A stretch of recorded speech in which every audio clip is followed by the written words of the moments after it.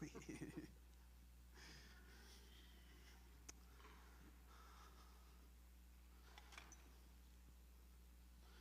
right, we are finishing up Genesis in our sermons this morning. In the reading plan for this year, reading through the Bible, you should have already read, I believe, the first 16 chapters of Job, and we'll finish up Job next week.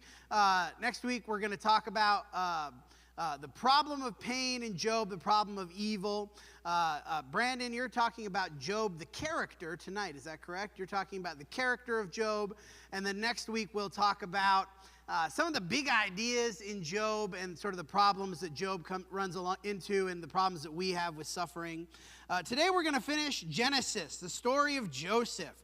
Is at the center of God's providence. We're talking really mostly today about the concept of providence, how providence works, what it looks like in our lives, what it looked like in Joseph's life. And really Joseph's story is at the center of what Yahweh is doing in Genesis and Exodus. Brief outline of the story. We're not going to spend a lot of time on this, but just get us in the frame of the narrative. Of course, Genesis 37, Joseph, he grows up. His brothers don't like him. His father is playing favorites, right? His father loves Joseph more than he loves his other brothers. God sends him these dreams, and he tells the dreams, and his brothers hate him, and so they're going to kill him. Of course, Reuben sort of was like, no, we shouldn't kill him, but he has compassion on him. His brothers sell him into slavery. He's sold into slavery in Egypt. He goes to Egypt. He's there. He does well. He's in the house of Potiphar, and then Potiphar's wife is like, sleep with me. And he's like, no, I don't want to do that. And then Potiphar's wife accuses him of impropriety. He's thrown in jail. He's put in prison. In chapter 40, he, of course, does well in prison. He ends up being in charge of the prison. And through a long string of events, through the cupbearer, and he meets some people in prison. Eventually, he's brought before Pharaoh in chapter 41 to interpret one of Pharaoh's dreams, really two of Pharaoh's dreams, about an impending famine. And then he's put in charge. Okay, prepare for the famine, Joseph. You're now second in command in Egypt, just to Pharaoh, who is in charge of him. And of course, after the famine, his brothers, they hear, oh, there's food in Egypt. Let's go down. We'll get some food. And basically, we have 3 chapters of Joseph just messing with his brothers. And as you read the story, it's hard for me to it's hard to put yourself in Joseph's situation. Why is he doing it? Why is he doing this? He pretends to be just an Egyptian. He doesn't know. He pretends to not know his brothers. He sort of sends them back and forth, and he has this whole business where he puts his cup in Benjamin's sack, and there's this long interplay of really Joseph just messing with his brothers. And I kind of think that Joseph is not really quite sure what he wants to do with his brothers, how he wants this ultimately to be resolved. But after the end of several years of back and forth, eventually he reconciles with his brothers, and Jacob's family moves to Egypt in chapters 46 through 50. And the narrative of Genesis ends with ultimately the death of Jacob in Egypt, and then the death of Joseph as well, as the family has moved to Egypt. Now, Genesis 45, he says something very similar. Genesis 50, at the very end of the story, is where we get this phrase, God meant it for good. But at the beginning, when he reconciles originally with his brothers, he says something similar in Genesis 45, verse 4. Joseph said to his brothers, come near to me, please. And they came near, and he said, I am your brother Joseph, whom you sold into Egypt. But now do not be distressed or angry with yourselves because you sold me here, for God sent me before you to preserve life. For the famine has been in the land these 2 years, and yet there are 5 years in which there's neither plowing or harvest. God sent me before you to preserve a remnant on the earth, and to keep alive for you many survivors. So it was not you who sent me here, but God. He has made me a father to Pharaoh and lord of all his house and ruler over all the land of Egypt. The real sort of main emphasis of the story as you're reading in Genesis, as you're reading just the chapters Genesis 38 through 50, the main through line is God's providence for Joseph. That God is really the one orchestrating and organizing these events toward a very particular end. Genesis 39, verse 2, the Lord was with Joseph. This is after he's sold into slavery. He's in the house of Potiphar. The Lord was with Joseph, and he became a successful man. He was in the house of his Egyptian master. His master saw that the Lord was with him, and the Lord caused all that he did to succeed in his hands. And I don't know what Joseph is doing in Potiphar's house, managing his business accounts. Maybe he's managing trade with other people. Maybe he's managing other servants. Maybe he's managing if he has any crops or livestock. I don't know. We don't know. We're not told. But obviously, whatever he's doing, he's succeeding. And Potiphar is becoming more and more wealthy, right? He's having success. And of course, Potiphar is not doing this out of the goodness of his heart. He is not altruistic. He puts Joseph in charge because that's better for Potiphar. If I put Joseph in charge, I'm going to be more successful. Genesis 39, after he's put in prison, Potiphar's wife accuses him. He's thrown into jail.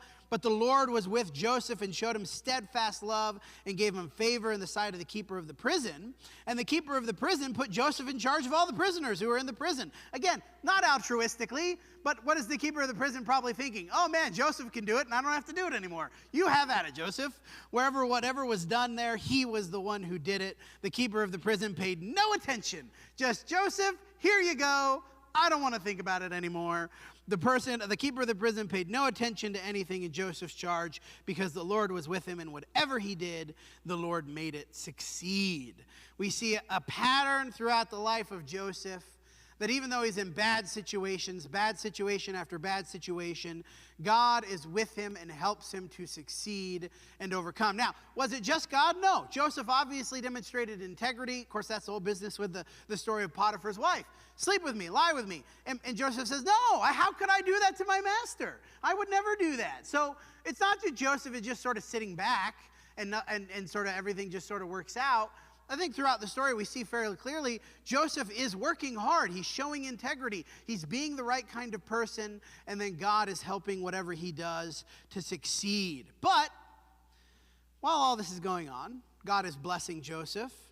God also allowed, and I would even go so far as to say caused, Joseph to experience a lot of unpleasant things. Even as Joseph is thriving in some places, being sold into slavery, being a slave, being in prison, all of these must have had extremely unpleasant portions. If not, the predominant feature of his life is uncomfortableness and discomfort and suffering. He's not in control ultimately of his own life. He's in prison, he's a slave, he's suffering, he's having difficulty, and several of God's long-term plans ultimately converge on Joseph, even in the midst of his suffering. And again, I would go so far as to say, we'll talk about this as we go through this sermon, Joseph's suffering is not sort of an accident. It is one of the things that God is orchestrating, that Joseph is in these difficult situations. He's in these unpleasant situations, not just by the actions of other people, although other people play a role, but really directly by God's design. And so God, we see sort of the two ends of this, that God is putting Joseph through a lot of difficulty, but at the same time, he is causing Joseph to succeed. He's giving Joseph success in whatever he's doing. Most of what we're going to talk about today is how a lot of God's long-term plans, and when I say long-term, I'm talking centuries long, far beyond the lifetime of Joseph. A lot of God's century-long plans converge on the story of Joseph. We see God's promise to Abraham in Genesis 15. We'll read these in a minute. God's promise to Abraham in Genesis 15 finds its center point in Joseph. We see Jacob's family needing to survive the impending famine. And this ultimately goes back to God's promise to Abraham, but the immediate concern, there's going to be a famine in the land. How is Jacob going to survive? How is this promise that God made to Abraham, Isaac, and Jacob, how is that going to succeed if everybody dies from famine? Well, that comes from Joseph. We think about God's promise to Jacob, that the family is going to grow and prosper and become a great nation. Well, that happens because of Joseph. And we could think about God's desire to show his power through Pharaoh. We see this later in Exodus, the book of Exodus. Paul talks about it in Romans, about God's going to raise Pharaoh up and show his power and might. That happens because of Joseph, because Joseph ends up in Egypt and brings the family to Egypt. We'll read some of these. Genesis 15:13. The Lord said to Abram, "Know for certain that your offspring will be sojourners in a land that is not theirs, and will be servants there. They will be afflicted for 400 years. But I will bring judgment on the nation that they serve." So not only is God looking forward 400 years into the future, your people or your children are going to be in Egypt, but not only that, I will bring judgment on that nation. God's thinking about the plagues this far back. He's thinking about what he's going to do with Moses this far back. I will bring judgment on the nation they serve, and afterward they will come out with great possessions. As for you, you shall go to your fathers in peace. You shall be buried in a good old age. They shall come back here in the 4th generation. Not only is he thinking about the Egyptians, he's thinking about Israel, and he's thinking about they're going to have great possessions. How did that come about? The Egyptians were so ready to get rid of the Israelites, they just gave them all the stuff. They just gave the Israelites all of the riches because they were so tired of the Israelites being there because of the plagues. Get out of here, take all our stuff with you, leave. And then they have great possessions. Not only is he thinking about them, he's thinking about Canaan. The land of Canaan where Abraham is now. This is going to happen not just for you to become a great nation, not just for you to be wealthy, but because the iniquity of the Amorites is not yet complete. The people that are in Canaan right now, they're not ready to be judged yet. And I imagine in this 400-year period, there are probably quite a few people in Canaan who are not displeasing to God, who do what is right, because the time for judgment has not yet come. And I think about those 400 years, I'm very confident of this. I don't know it ultimately, it is conjecture, but I am very confident that you and I will meet people in heaven who lived in Canaan in these 400 years, who ultimately were given a chance because of God's providence. Genesis chapter 46, he says to Jacob, do not be afraid to go down to Egypt, for there I will make you into a great nation. He says in Exodus 9:16, this is cited in Romans 9:17, for this purpose, he's talking about Pharaoh, for this purpose I have raised you up to show you my power, so that my name may be proclaimed in all the earth. When did that begin? It didn't begin in Exodus. It didn't begin when Moses was called in Exodus chapter 3. It didn't begin. It began in the story of Joseph. When Israel ultimately came to the land of Egypt, that's where this process of raising up Pharaoh to show his power and might, again, he says it in Genesis chapter 15, even way beyond the story of Joseph, I will bring judgment on that nation. God's thinking about these things the whole time. Now, we're going to have a lot of charts. We'll see how this looks. I think it'll be pretty readable. We're going to go over this briefly. Here's the point. We're going to spend the next five pages on this PowerPoint. I want you to consider the complicated nature of providence. All of the we're not even going to talk about all the factors. We'll talk about some of the major factors.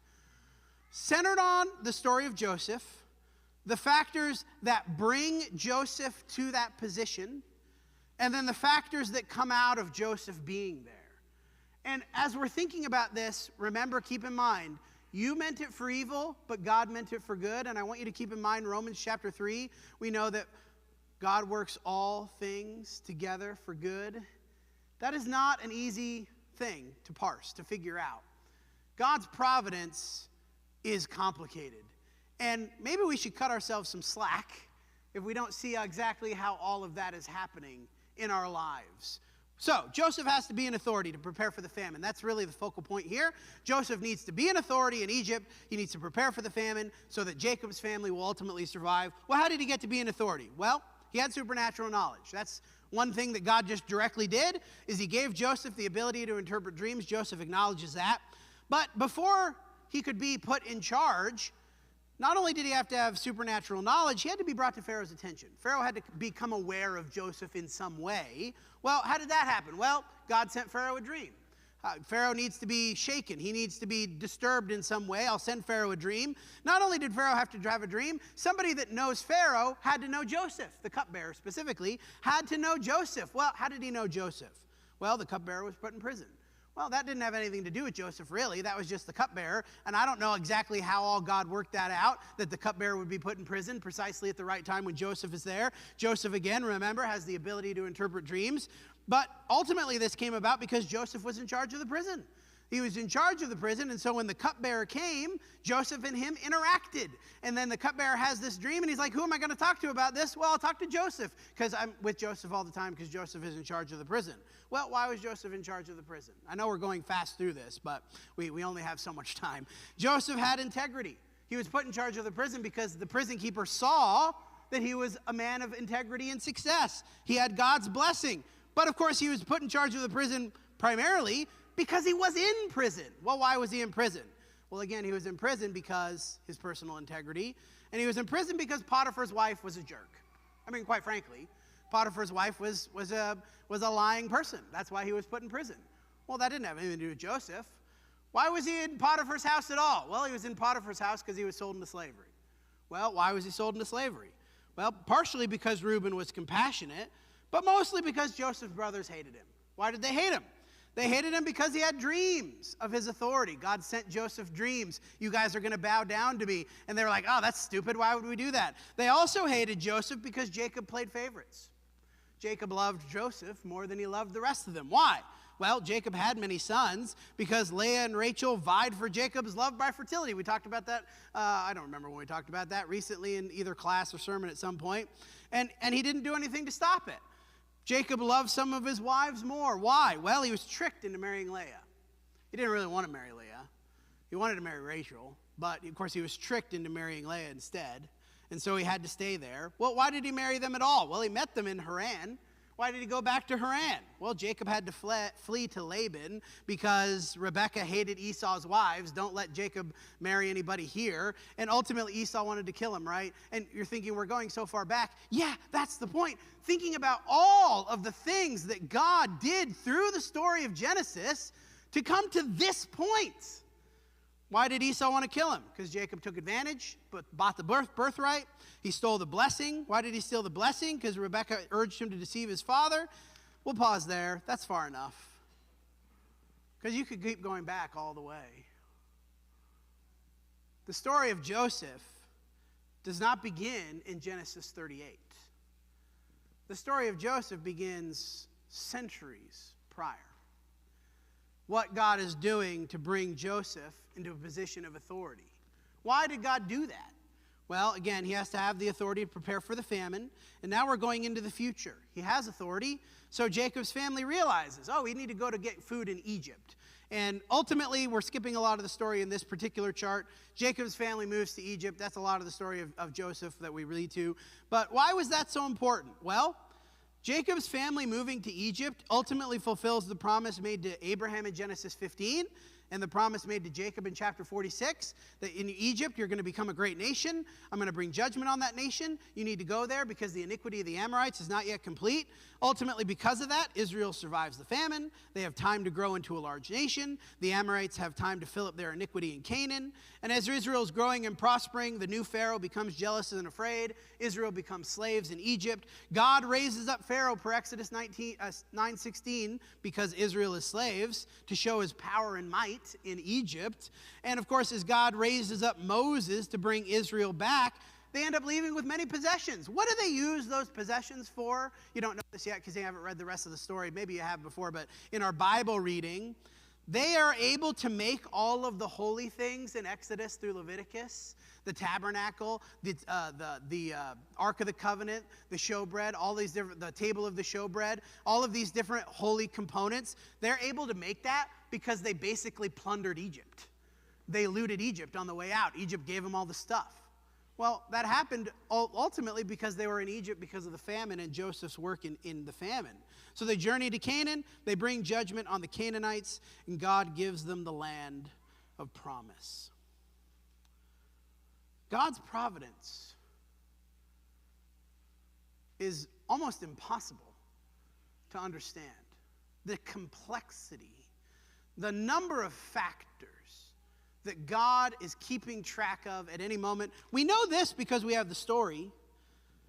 But in your life, thinking about the factors at play in your life, knowing that God plans decades and centuries and millennia in advance, maybe we could just chalk it up to Romans 11:33. Oh, the depths and the riches and the wisdom and knowledge of God. How unsearchable are his judgments, how inscrutable his ways. For who has known the mind of the Lord? Who has been his counselor? Who has given a gift to him that he might be repaid? For from him and through him and to him are all things. To him be glory forever. Amen.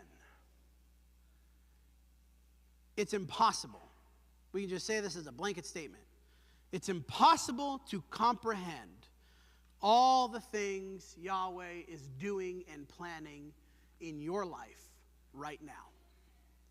God's providence is so big, so complex, that when we think about our lives, we think about what God is doing for us, we really only have two options. We can either trust that God is doing things for good, or we can despair because of a lack of faith.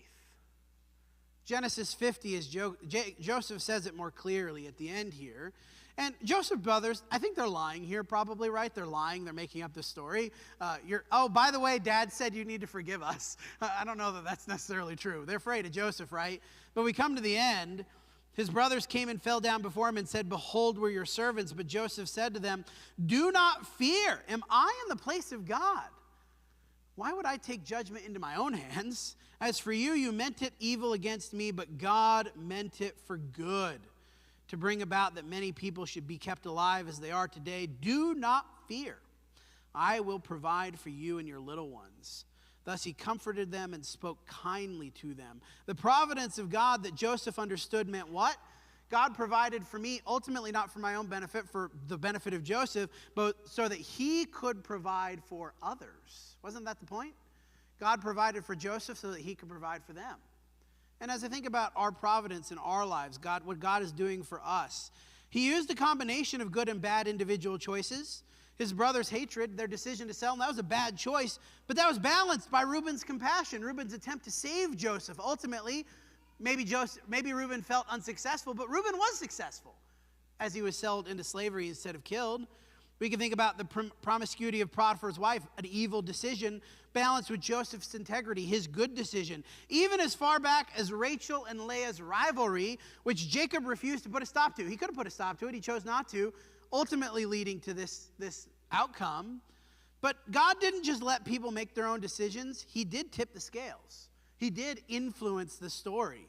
I think about even at the very beginning. Why did Joseph's brothers hate him so much? In part because God sent him a dream.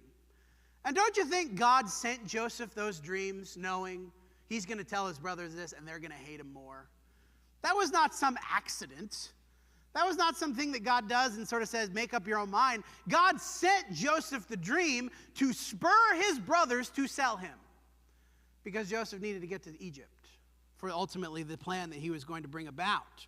Think about the dreams he sent to the cupbearer and Pharaoh to lead Joseph ultimately to power.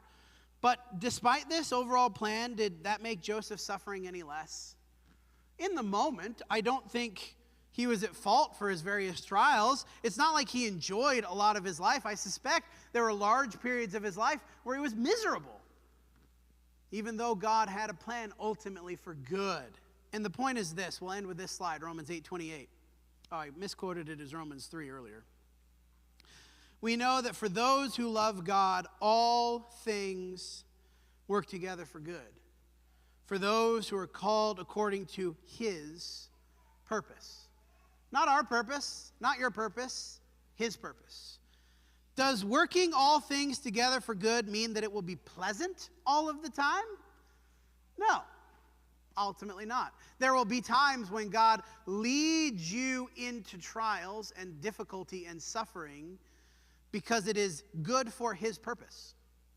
And we either accept that or we don't. God is working things together for your good today, but that your good is not your happiness. It's what is best for you. As he's working today, consider again the chain of events in Genesis and Exodus. How far back God put things in motion? Hundreds and hundreds of years. How far into the future was God using individual choices to affect the outcome? Your choices, God will use them. He will use them either as you're striving to be a blessing to others, as you're striving to be a part of his kingdom. He will use your decisions to bless and benefit and ultimately lead others to Christ. Or if you're choosing to live in rebellion, God's going to use your choices too. But it just won't be good for you. But he still will use the things that we're doing. Cut yourself some slack if you can't see how God's working in your life. Trust that he is. And trust that even if you don't see how, ultimately he's bringing about the best good in your life. The story of Joseph was part of God's bringing salvation in Jesus. The nation of Israel thrived, they flourished, they prospered, they came back to Canaan, ultimately leading to the promise of Abraham, in you all the nations of the earth will be blessed. That is the thing that God wants to work in your life more than anything else. More than happiness, more than success, more than pleasure, more than fun. God wants to bring you into salvation in Jesus. That might mean that you need to suffer some to realize your need for him. That might mean that you need to endure some difficulty to serve as an example for others to come to Christ. That might mean that you might have to have some difficulty so that you can learn to lean on Jesus. But ultimately, he wants to bring you into a relationship with him. As we conclude, we offer the invitation to think about the things that God has been doing in your life, to think about the ways that he has been working to bring you closer to him. I don't know what it is in your life. I can think about things in my life that God has done that in the moment I thought, that's horrible and terrible and I never want to go through that again. But ultimately were my good. Brought me closer to him.